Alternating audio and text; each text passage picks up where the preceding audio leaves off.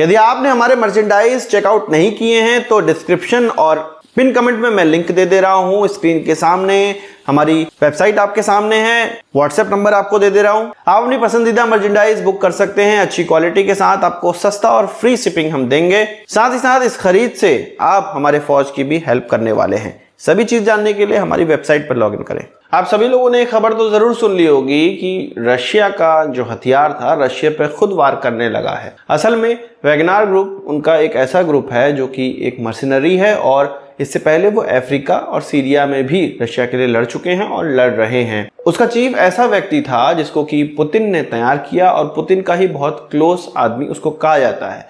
उसका आरोप यह है कि जो भी लड़ाई होती है, चाहे वो अफ्रीका में हो या अभी यूक्रेन में हो रही हो, उसका कॉस्ट तो हमें अच्छा बताया जाता है। जैसे कि अफ्रीका में बताया गया कि अफ्रीका में रशियन फोर्सेस की आवश्यकता है, अफ्रीका को हमें कैप्चर करना चाहिए, पर बाद में फिर ये कह दिया कि भाई अफ्रीका हमारे किसी काम का नहीं है। इसी तरह यूक्रेन में भी कहा जाता है कैप्चर करना है, लड़ाई लड़नी है, हम लड़ने गए, पर वहां पर जो हथियारों के लिए पैसे हैं या हथियार हैं वो समय से हमारे लड़कों को नहीं मिल पाते, हमारे लड़ाकों को नहीं मिल पाते हैं।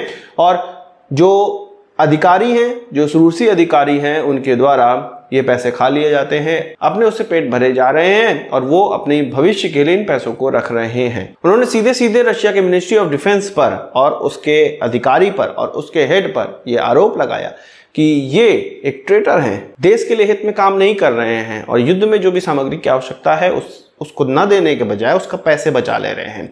उन्होंने एक दो दिन पहले एक वीडियो भी जारी किया था जिसमें कि उसमें अपने लड़कों को, अपने लड़ाकों को मरा हुआ दिखाया था और दिखाया था कि ये इसी कारण हो पाया कि एम्यूनिशन उनके पास नहीं था और उस एम्यूनिशन के पैसे मिनिस्ट्री ऑफ डिफेंस के लोगों ने खा लिया। इसलिए अब वो मॉस्को की तरफ बढ़ रहे हैं, मॉस्को में कूप करना चाहते हैं, वहां पे प्रेसिडेंट पुतिन को चेंज करना चाहते हैं। उनका कहना है कि ट्रेटर को मार के या ट्रेटर को हटा के वो एक राष्ट्रभक्त की तरह काम कर रहे हैं। ये तो वैगनार ग्रुप की बात हो गई। उनके चीफ ने क्या कहा?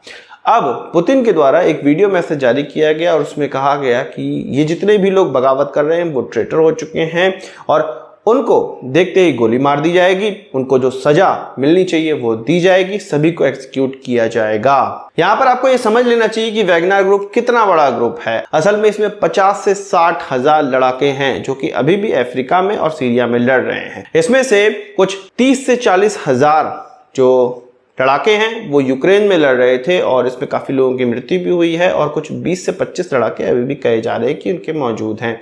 साथ ही साथ इनकी संख्या बढ़ती भी रहती है।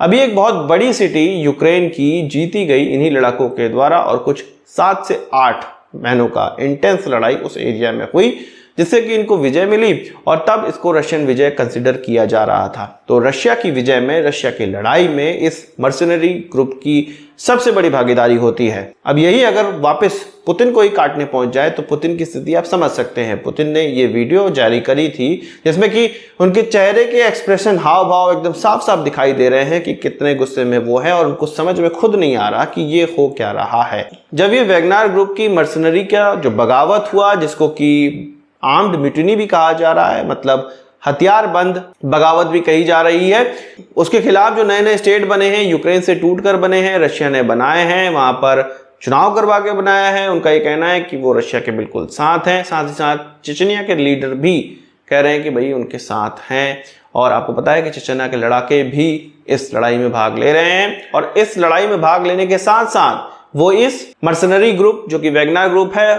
उससे भी लड़ने के लिए रोस्टोव रीजन की तरफ पहुंचने लगे हैं जहां पर वैगनार ग्रुप ने ऑलरेडी कैप्चरिंग करी हुई है। वैगनार ग्रुप उससे और आगे बढ़ गया है, वो मॉस्को की तरफ बढ़ रहा है जहां पे मॉस्को ने भी तैयारी करी हुई है। मॉस्को के आसपास पूरे सेना ने तैयारी करी हुई है, एक्स सर्विसमैन ने तैयारी करी हुई है कि इनको मारा जाएगा। इसके साथ ही वैगनार ग्रुप ने रशिया के कई हेलीकॉप्टरों को निशाना भी बनाया है, साथ ही साथ एयर डिफेंस सिस्टम भी लेके घूम रहे हैं। रशिया की फोर्सेस के द्वारा भी इन वैगनार ग्रुप की गाड़ियों को निशाना बनाया जा रहा है, उनको भी उड़ाया जा रहा है। मतलब आपस में ही इन्होंने लड़ना स्टार्ट कर दिया है। इसका मजा यूरोपियन देश ले रहे हैं और यूके की मिनिस्ट्री ऑफ डिफेंस ने अपना जो मोर्चा है वो खोला हुआ है और अब इस पे वो गहन नजर रखे हुए हैं और इस पर वो अपना काम अब करेंगे आगे चल के किस तरह से इस सिविल वॉर को और ज्यादा आगे बढ़ाना है। पर असल में सिविल वॉर तो अभी स्टार्ट ही नहीं हुई है, अभी तो मॉस्को पहुंचने की देरी है वैगनार ग्रुप की। उसके बाद इंटेंस लड़ाई हम लोग देखेंगे। हो सकता है ये कोई एक नया तरीका हो यूक्रेन पर न्यूक्लियर वेपन छोड़ने का, क्योंकि कुछ भी हो, जो वैगनर ग्रुप का चीफ है वो हमेशा ही पुतिन का सहायक रहा है। पुतिन के लिए बहुत से ऐसी प्लानिंग पर वो काम कर चुका है जो कि केवल वो और पुतिन जानते थे। इसके अलावा इस ग्रुप का ये भी कहना है कि वहां जो अफ्रीका में और सीरिया में लड़ाके इनके लड़ रहे हैं वो भी आके अब रशिया में इनको ज्वाइन करेंगे, इनके साथ रहेंगे और पुतिन को राष्ट्रपति पद से हटाने का प्रयास करेंगे। खास बात तो ये है कि पुतिन के द्वारा या उनके एडमिनिस्ट्रेशन के द्वारा टर्की को फोन मिलाया गया, एर्दोगान को फोन मिलाया गया, साथ ही साथ ईरान को भी फोन मिलाया गया है और उनसे पूछा गया है कि किसकी तरफ है। उनको बताया गया है कि ये चीज हो रहा है। अब उनसे पूछना क्या, वो तो रशिया की तरफ ही रहेंगे। एर्दोगान भी रशिया की तरफ है और ईरान भी रशिया की तरफ है। मुझे समझ में नहीं आता कि रशिया तुरंत टर्की को फोन क्यों मिला देता है। वो तो नाटो का एक सदस्य है, पर फिर भी रशिया को टर्की पे बहुत ज्यादा विश्वास रहता है और ईरान के साथ भी उनके अच्छे घनिष्ठ रिश्ते हैं, इसलिए उनको फोन मिलाते हैं। बहरहाल ये सभी के लिए एक अननोन इशू की तरह है और क्या कारण हो गया जो बात इतनी बढ़ गई किसी को समझ में नहीं आ रहा है। पर हाँ, यूरोपियन देशों को एक सांस जरूर मिली है कि यूक्रेन अब वापस फाइट बैक कर सकता है अगर इसी तरह का माहौल बना रहेगा। और यहाँ पर जो कॉन्ट्रैक्टर पे मर्सनरीज बनाई जाती थी, लड़ने के लिए भेजी जाती थी, प्राइवेट सेक्टर के हाथ में इतने बड़े बड़े हथियार दे दिए जाते थे, वो देश के लिए लड़ते थे, तो क्या इस तरह की जो मर्सनरीज तैयार करना सेफ है? ये भी अब देशों को अपना सोचना पड़ेगा। आपका क्या कहना है कमेंट बॉक्स में जरूर बताइएगा। यदि आपने हमारा चैनल सब्सक्राइब नहीं किया उसे भी कर लीजिए, क्योंकि हम इस प्रकार की वीडियो लाते रहते हैं। नमस्कार, थैंक यू, जय हिंद।